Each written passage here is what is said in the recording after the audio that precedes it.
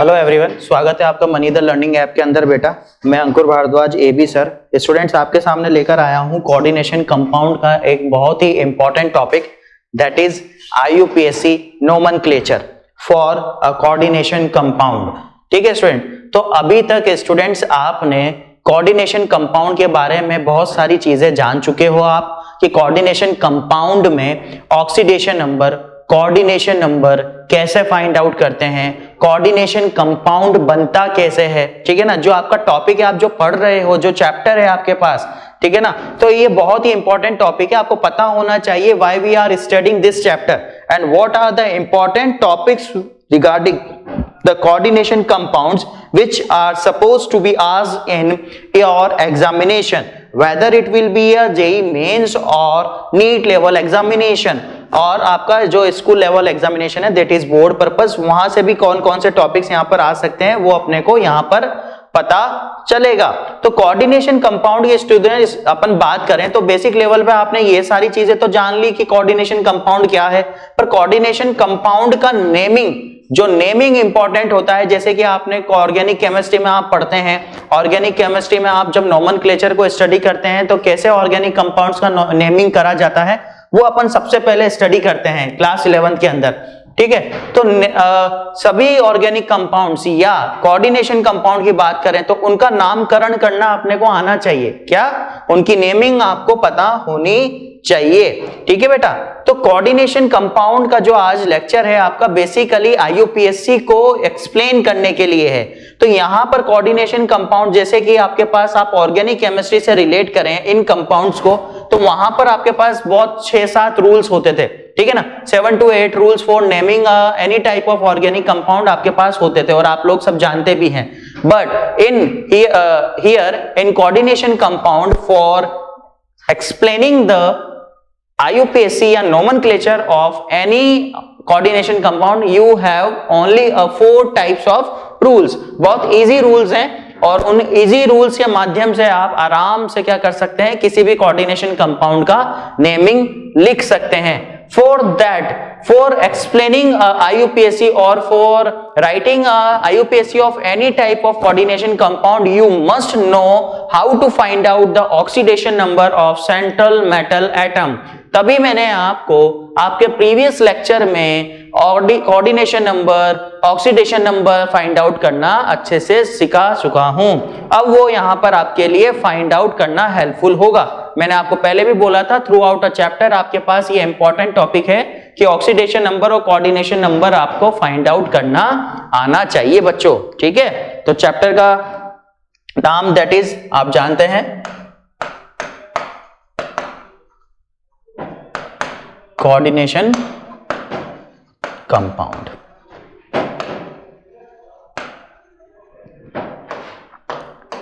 और आज अपन पढ़ेंगे स्टूडेंट्स दैट इज आईयूपीएससी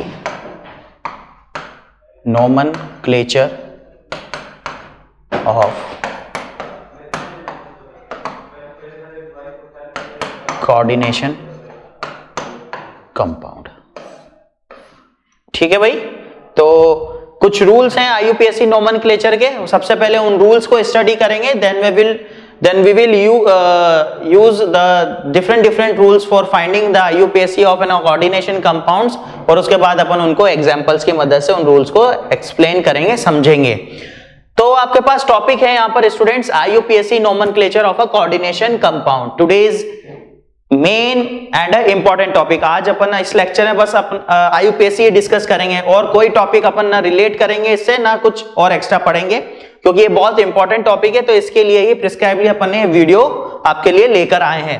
तो आईयूपीएससी नोमेनक्लेचर ऑफ कोऑर्डिनेशन कंपाउंड, सबसे पहले मैंने रूल्स लिख रखे हैं और रूल्स मैंने आपको बता दिए हैं कि बस 4 तरह के रूल्स अपन यहाँ पर पढ़ेंगे। पर इन रूल्स के अंदर सब टॉपिक्स बहुत हैं, सब पॉइंट्स बहुत हैं, तो इनको बहुत आराम से आपको देखना है, प्रैक्टिस करना है, रीड करना है और आराम से आप किसी भी तरीका का कोऑर्डिनेशन कंपाउंड का आईयूपीएससी नोमेनक्लेचर आराम से कर पाएंगे स्टूडेंट्स। तो rule first, that is first rule upon study करते हैं सबसे पहले, that is if cations is present in CC, CC का मतलब coordination compound, then it is always written first।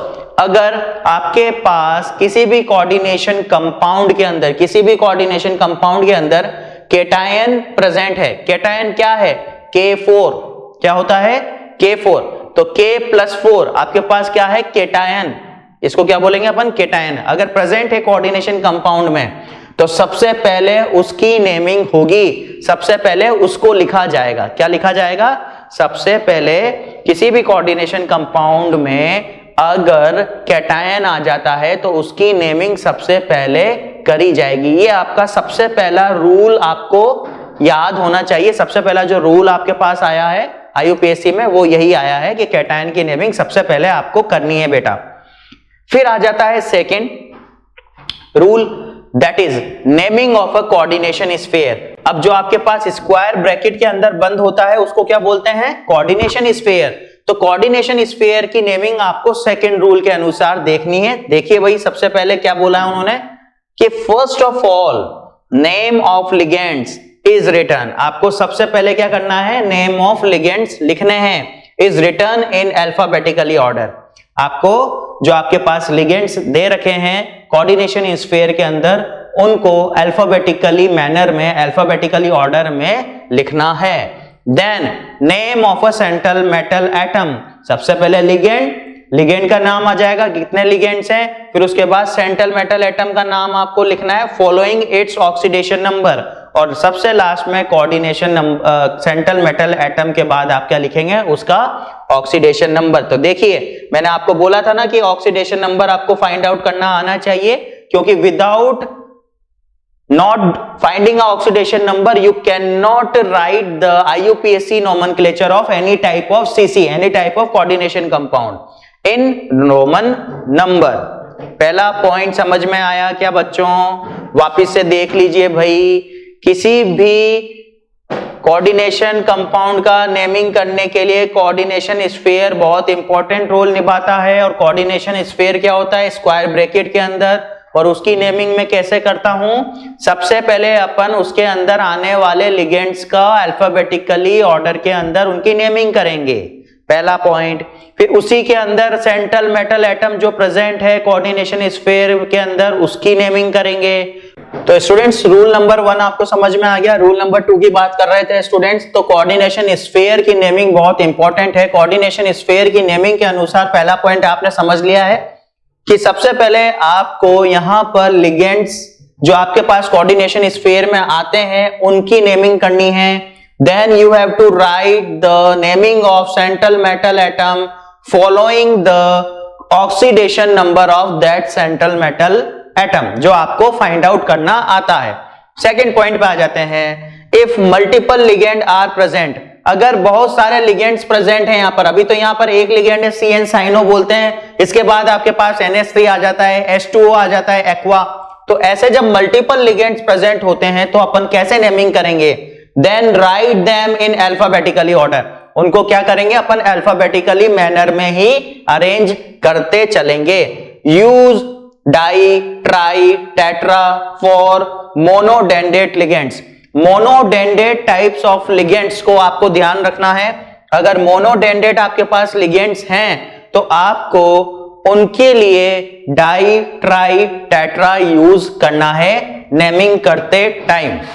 ठीक बेटा, तो ये तो फर्स्ट और सेकंड आपके पास रूल्स हो गए हैं। फिर आपके पास आ जाएगा student, if present in multiple number, अगर आपके पास यहां पर मल्टीपल नंबर में लिगेंड्स प्रेजेंट हैं तो for multiple number of chelate ligands use बिस, ट्रिस, टेट्राकिस। क्या करेंगे, अगर मल्टीपल टाइप ऑफ लिगेंड्स आपको वहां पर अवेलेबल हैं तो आपको चिलेंट लिगेंड्स के लिए यूज करना है bis, tris and tetrakis. Di, tri, tetra are not used in alphabetically order. Di, tri और टेट्राकिस अल्फाबेटिकली ऑर्डर फॉलो नहीं करते हैं जब मल्टीपल नंबर में आपके पास अवेलेबल होते हैं। बिस, ट्रिस को अपन अल्फाबेटिकली ऑर्डर में यूज कर सकते हैं। अब आप देखिए कि नेगेटिव लिगेंड की नेमिंग कैसे होगा, न्यूट्रल क्या होगा, कैटायन में क्या यूज करेंगे। तो नेगेटिव लिगेंड जब होता है बच्चों तो सफिक्स आपके पास यहां पर क्या होगा, सबसे लास्ट में ओ लगाएंगे अपन वर्ड। तो Cl एनायन है जैसे, तो क्लोराइडो, क्लोराइड आयन एनायन होता है तो कोऑर्डिनेशन कंपाउंड में आपके पास ये क्लोराइड एनायन किस में चेंज हो जाएगा, क्लोराइडो। क्लियर, क्लोराइड एनायन अपन बेसिकली लिखते थे अभी तक, but in terms of coordination compound IUPAC तो यहां पर वो हो जाएगा क्लोराइडो, बिकॉज नेगेटिव लिगेंड यहां पर सफिक्स एंड होगा ओ से, क्लोराइडो। O-2 oxo, N-3 नाइट्रिडो, SO4-2 सल्फेटो। Neutral ligand की बात करें तो NH3 अमीन है, H2O एक्वा है, CO कार्बोनाइल है। ये आपको पहले से पता है जब when we are discussing about the monodentate, bidentate types of ligands, जब मैंने आपको ये बताया था। कैटायंस आ जाते हैं तो यहाँ पे सफिक्स आपके पास क्या होगा, IUM, ये सबसे एंड में लग जाएगा। सबसे पहले सफिक्स आपके पास NO कैटायन, नाइट्रोजोनियम है, NO2+ नाइट्रोनियम है, NH2, NH3 कैटायन, तो ये हाइड्रोजेनियम आपके पास कैटायन बनेगा। तो ये तो आपके पास सेकंड पॉइंट के बारे में सफिशिएंट जानकारी हो गई। आ जाते हैं थर्ड पॉइंट की तरफ। थर्ड रूल आपको कहता है कि if coordination sphere is present, अगर आपके पास कोऑर्डिनेशन स्फीयर प्रेजेंट है एज एनायनिक पार्ट, अगर एनायनिक पार्ट की फॉर्म में, देन सफिक्स क्या होगा आपके पास, एट होगा, ATE। आपके पास क्या है, कोऑर्डिनेशन स्फीयर के ऊपर एनायनिक पार्ट है, -4 चार्ज लग रहा है, तो ये coordination sphere will behave as a anionic part. Then suffix क्या लगेगा सबसे लास्ट में, ATE, 8 लग जाएगा। Is used after name of metal, metal के नेम के बाद में ये यूज में लिया जाता है। तो सबसे पहले तो आपके पास आयनाइजेशन स्फीयर, सबसे पहले इसका नाम आ जाएगा, that is potassium, first rule के अनुसार। फिर हेक्सासाइनो, हेक्सा क्या है इसका कोऑर्डिनेशन नंबर, और ये क्या है, CN साइनो, तो हेक्सासाइनो फेरेट, आपके पास Fe को क्या बोलते हैं, फेरेट, और इसका ऑक्सीडेशन नंबर क्या होता है Fe का, दैट इज +2। फोर्थ रूल आपके पास क्या है, final rule of the IUPAC nomenclature is if anion is present outside the coordination sphere then name of anion is written at last। name of anion को क्या करेंगे, सबसे last में लिखा जाएगा। if anion is present outside coordination sphere then name of anion is written at the last। Example बेटा आपके सामने, CO NH3(6Cl3), तो हेक्सा अमीन क्या होगा सबसे पहले आपके पास यहाँ पर, हेक्सा अमीन कोबाल्ट, जो आपके पास क्या है, CMA। सबसे पहले लिगेंड का नाम लिखेंगे according to the alphabetically order, hexa amine, then आपके पास central metal atom that is cobalt, और कोबाल्ट का आपके पास क्या होगा, oxidation number that is 3rd, और आपके पास फाइनली एनायन क्या होगा सबसे लास्ट में, दैट इज क्लोराइड। तो यहां पर आपको समझ में आ गया, अगर एनायन आपके पास आउटसाइड द कोऑर्डिनेशन स्फीयर पड़ा हुआ है तो उसका नेमिंग आपके पास क्या होगी, सबसे लास्ट में होगी, दैट इज क्लोराइड। तो दोनों थर्ड और फोर्थ रूल आपको यहां पर समझ में आ गए। आईयूपीएससी के चारों रूल आपको एक्सप्लेन हो गए हैं। फर्स्ट रूल क्या कहता है,